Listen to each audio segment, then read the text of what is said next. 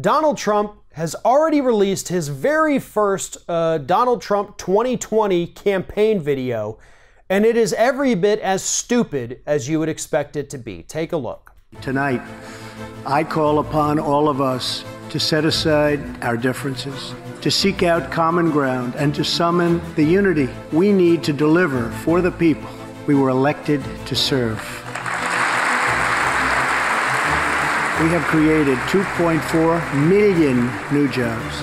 Unemployment claims have hit a 45-year low. African American unemployment stands at the lowest rate ever recorded. This, in fact, is our new American moment. There has never been a better time to start living the American dream.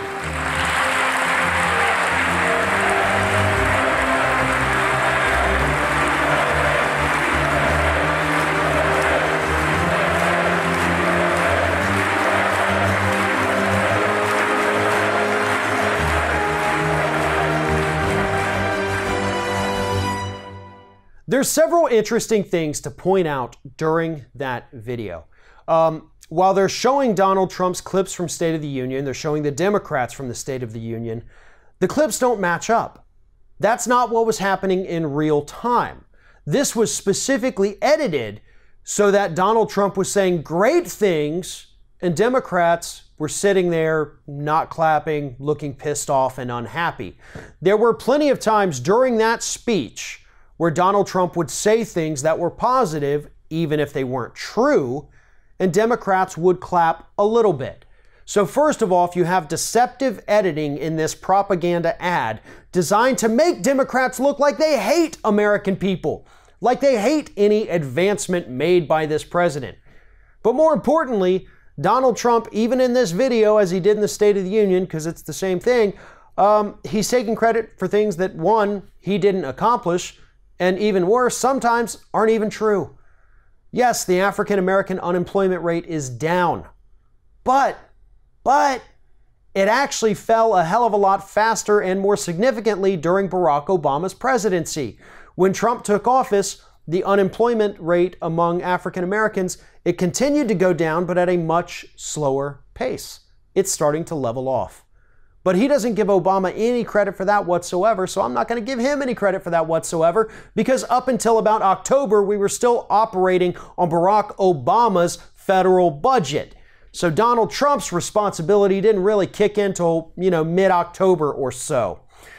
But nonetheless, this propaganda-style video that's trying to paint Democrats as anti-American is going to work with some conservatives.